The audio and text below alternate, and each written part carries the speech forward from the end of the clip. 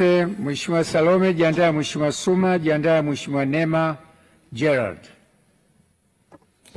Mheshimiwa Naibu Spika, nakushukuru umenipa nafasi na mimi nichangie wizara hii muhimu ya Katiba na Sheria. Mheshimiwa Spika, ningeomba nianze kwa kunukuu kifungu ibara ya 74 ibara ndogo ya 8 ya Katiba ya Jamhuri ya Muungano wa Tanzania inayosema Bunge laweza kutunga sheria kwa ajili ya kuweka masharti ya kuweka utaratibu wa kusimamia uchaguzi wa wabunge wanaowakilisha majimbo ya uchaguzi.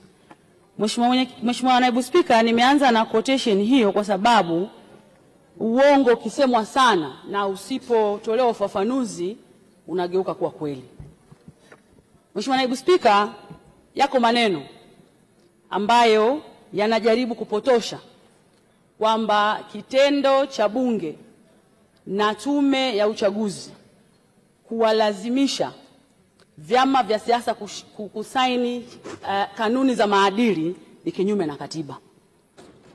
Mheshimiwa Naibu Spika, ibara ya 74 ibara ndogo ya 8 ya katiba baada ya kutoa mamlaka hayo kwa Bunge mwaka jana, bunge hili tukufu na mimi nikiwa sehemu ya wabunge tulitunga sheria mbili.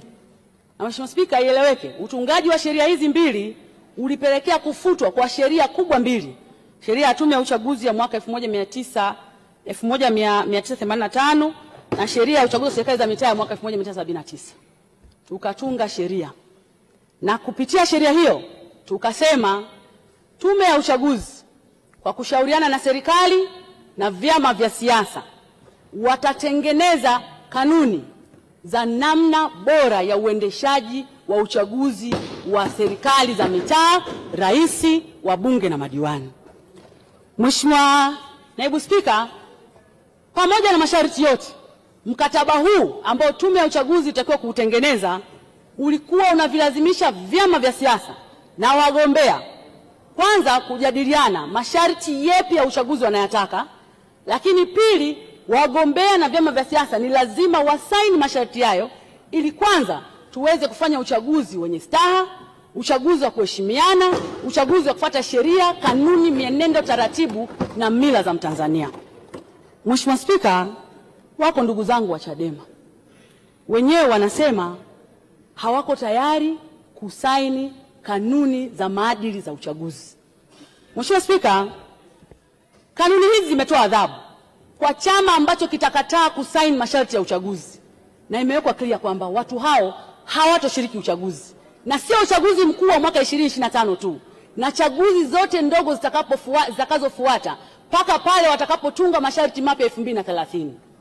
Mheshimiwa Spika, chama changu hicho cha Chadema kinacho room ya kutoa sababu ya kwa nini walishindwa kushiriki kusaini kanuni, na wanaweza kushawishi tume na msajili wa vyama vya siasa ili waweze kusaini masharti haya, kwa sababu nje ya hapo itakuwa ni uvunjifu wa sheria, ni uvunjifu wa kanuni na uvunjifu wa katiba yenyewe.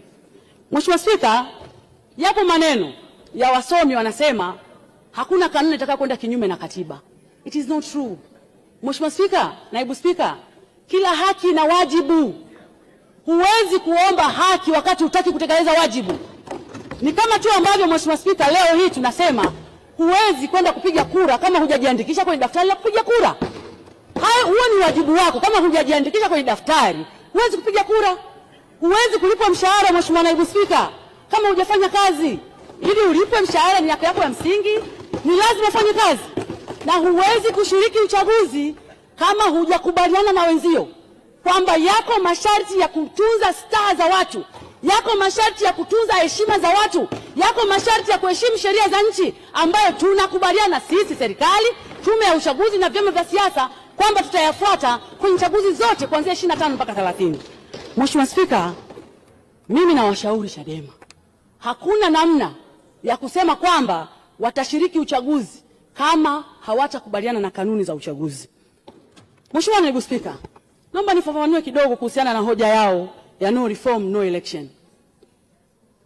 Mheshimiwa Naibu Spika, mwaka jana bunge hili tukufu kwa weledi lilipitia sheria namba 1 na sheria namba 2 ya Tume ya Uchaguzi, Tume Huru ya Uchaguzi, na likapitia sheria ya uchaguzi wa rais, wa bunge na madiwani. Na Mheshimiwa Spika, taratibu za utunzi wa sheria zinataka huko wale wanaoleta yale mapendekezo wakusanye maoni ya wadau. Lakini ili kuondoa mashaka katika utungaji wa sheria hizi mbili sensitive, bunge liliita wadau hapa bungeni kwa ajili ya kutoa maoni. Na Mheshimiwa Spika, chama cha Chadema kiliwakilishwa na katibu mkuu wa chama, wakaleta maoni hapa bungeni, John Mnyika. Haikutosha, wakaja baraza la vijana wakaleta maoni.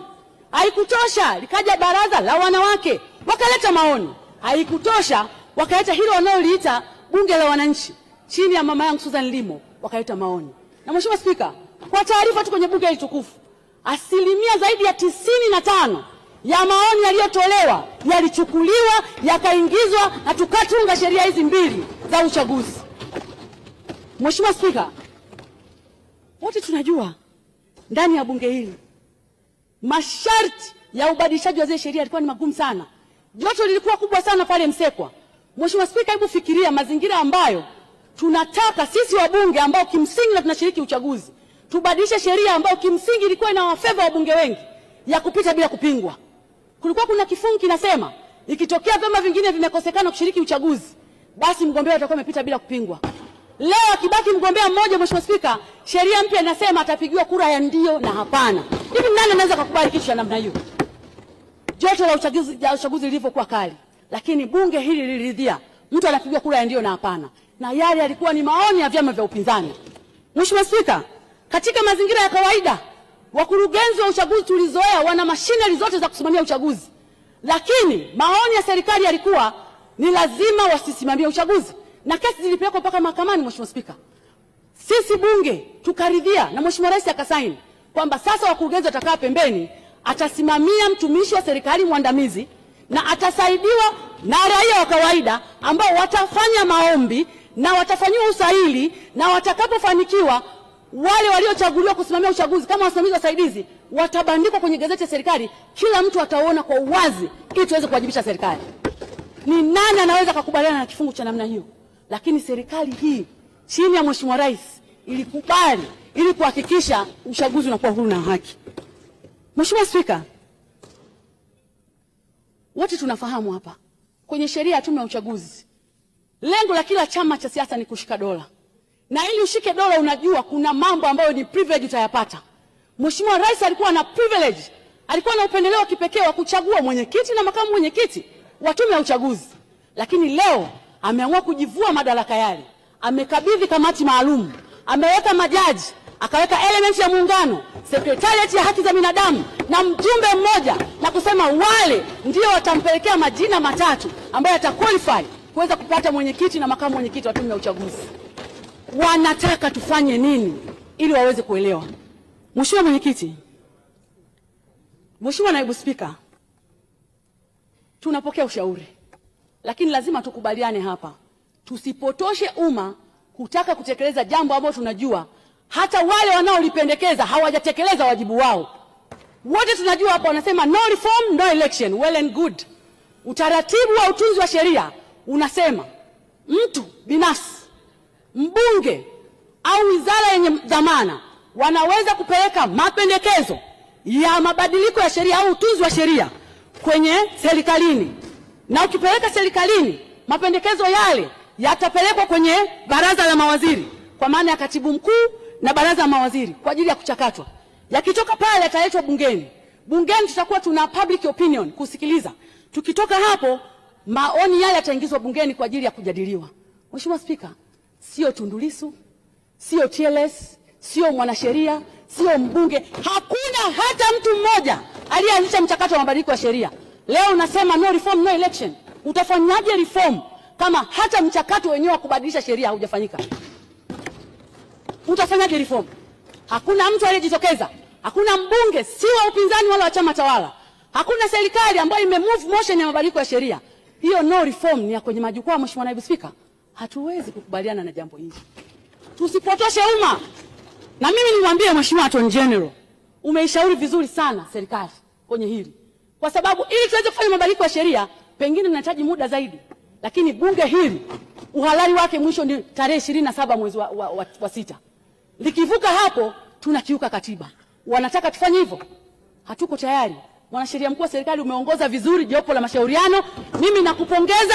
Waziri wa Katiba na Sheria, umeongoza vizuri jopo la mashauriano. Mimi nawapongeza. Hatuwezi kufanya mabadiliko ya sheria bila kufata mifumo na utaratibu wa sheria.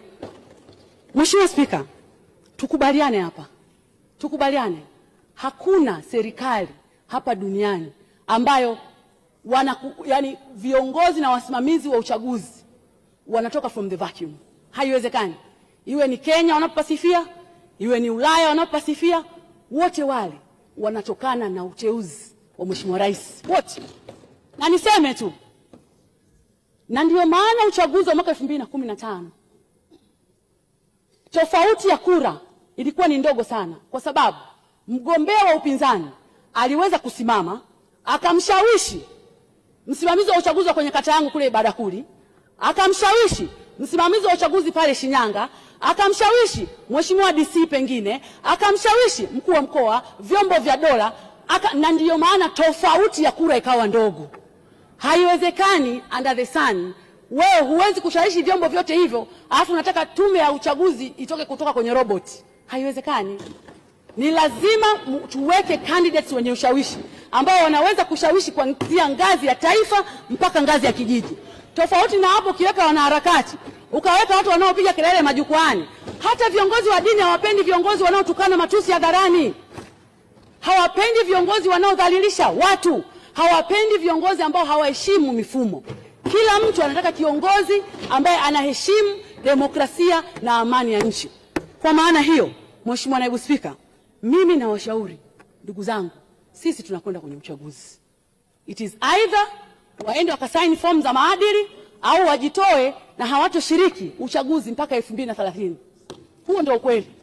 Na tusipotoshe jamii kwa kusema kwamba kuna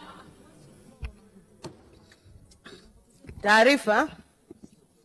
Nani taarifa?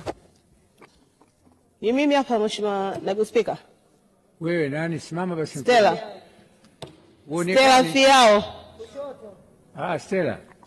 Nilikuwa nataka kumpa tu taarifa Mheshimiwa mzungumzaji kuwa hata maandiko matakatifu yanasema iheshimuni sana mamlaka, maana imetoka kwa Bwana. Mheshimiwa Salome. Mheshimiwa Salome, nimekuongezea muda kidogo. Mheshimiwa Spika, naipokea taarifa ya mdogo wangu Stella Fiao. Na ukweli ni kwamba hata wao wakifanikiwa kuingia madarakani, yani wataona hii sheria kama vile Mheshimiwa Rais Mama Samia Suluhu Hassan alikuwa amelegeza sana. Wataona kama ilikuwa imelegezwa sana. Sidhani kwa utashi walionao wanaweza wakakubali eti washauriwe na kuletewa majina matatu wa msimamizi wa tume huru ya uchaguzi. Sidhani. La mwisho, Mheshimiwa Spika, kwa dakika moja. Iko initiative kubwa sana inafanywa na wizara inayohusiana na utoaji wa msaada wa kisheria. Mheshimiwa Spika, mimi niko kwenye legal field. Kama kuna jambo gumu wa Tanzania linalowafika ni namna ya kufikia haki yao ya kisheria. Hao watu wanafanya jambo kubwa sana. Changamoto kubwa ninayoiona Mheshimiwa Spika ni muda wanaopata katika maeneo wanaenda kutoa msaada wa kisheria. Lakini changamoto ya pili ni uwezo wa kifedha kwenye mfuko wa Samia Legal Aid Campaign. Hii kampeni imebeba jina kubwa sana. Nilikuwa na shauri Mheshimiwa Spika. Ushauri wa kwenye kada ya kisheria ni moja kati ya kada ambayo ni ngumu kidogo kwenye nchi hii. Na shauri ili kuleta ufanisi na tija kwenye nchi hii, mfuko huu upewe hela maalum na utengewe bajeti ya kutosha ili uweze kutekeleza majukumu yao. Nakushukuru sana Mheshimiwa Spika.